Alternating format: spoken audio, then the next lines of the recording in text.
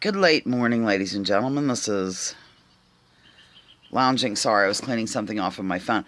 This is Lounging with Lisa, the video series that has me lounging. I'll try to lounge more while coming at you with thoughts of the day. I wanted to tell you I had a hideous flashback. I couldn't avoid it because I was watching a couple things I want to tell you. First of all, it's not as oppressively hot as it has been for the past several days. We had massive thunderstorms that saw, of course, my sister and I bailing out Mother's basement last night. Welcome to Pennsylvania, Jill. Pumpkin. And, yeah, I think it just brought in some cooler temperatures, which is good. It's not cold by any stretch, but it's not humid, so I don't think I'll be, fanning myself with anything handy. Okay. What else did I want to tell you? Oh, something about... Oh, my God, I've gone blank. Sumerian tablets, probably. Yeah, I watched a little bit of I listened to a lecture. Oh, and then the flashback that I had a little bit ago. Let me just stick with that. I'll do the Sumerian tablets another time. I saw a familiar face on one of the comments there. That was kind of nice. Okay. Yeah, I was listening to a kind of a Zionist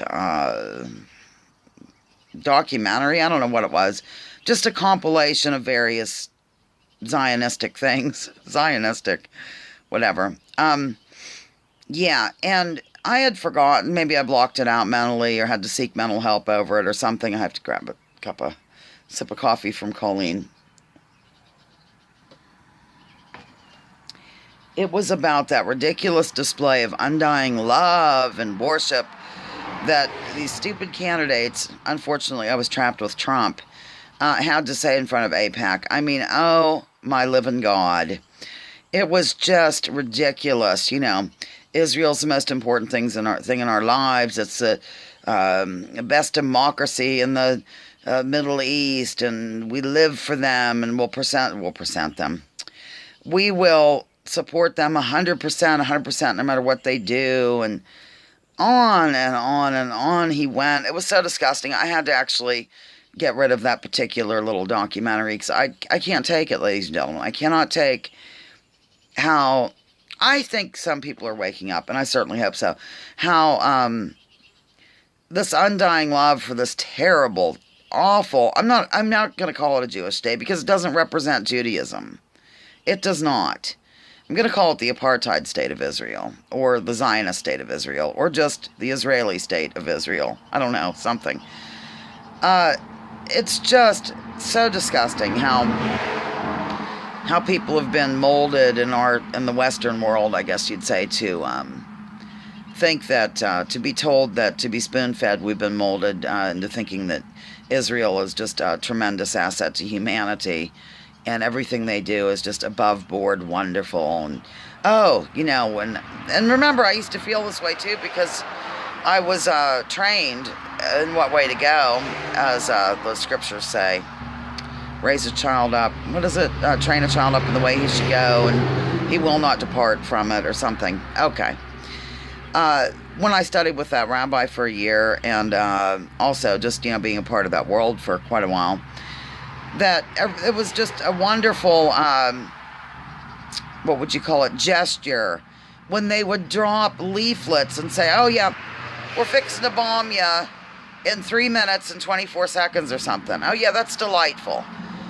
You go ahead and sprinkle these pamphlets or whatever they're called all over the Gaza area. It gives these people what?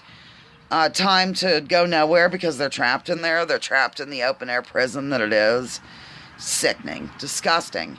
I certainly hope that people are aware of this now, or waking up to it, or realizing that we can no longer just sit by idly and not voice our strong opposition to giving money to any kind of terrorist regime, and that would be hideous Israel as well as Saudi Arabia. But they're our besties, don't you know, ladies and gentlemen.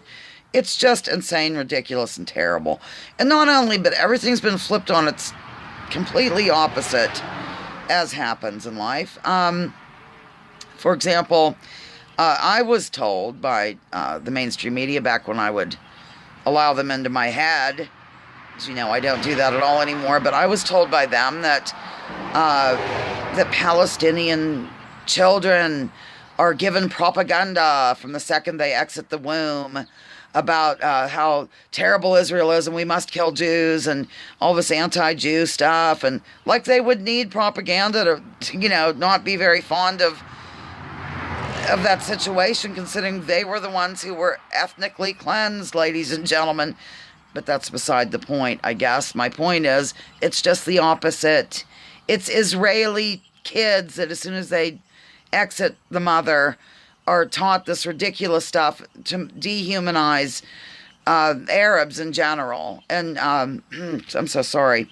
Miko Pelad's sister, whose name escapes me. I'm so sorry, ladies and gentlemen. You can look it up. Her journey in life, so to speak, she's the one whose daughter, by the way, was killed by suicide bombers. Okay. All another story. You can look this all up. Her mission in life, I guess you would say, is to bring to light the textbook lies that, that Israeli children are subject to, or given, whatever the word is I'm hunting for here, ladies and gentlemen, I'm not sure. So at any rate, yes, that happened a little bit ago. That's why I look a little wide-eyed, I think, is because I was, before I snapped out of it, I had to sit there and listen to Donald Trump going on and on about how he wants to make sweet love to the Israeli flag and have Bibi Netanyahu over for a slumber party. And, oy vey. Lounging with Lisa, the video series that has me lounging while coming at you with thoughts of the day.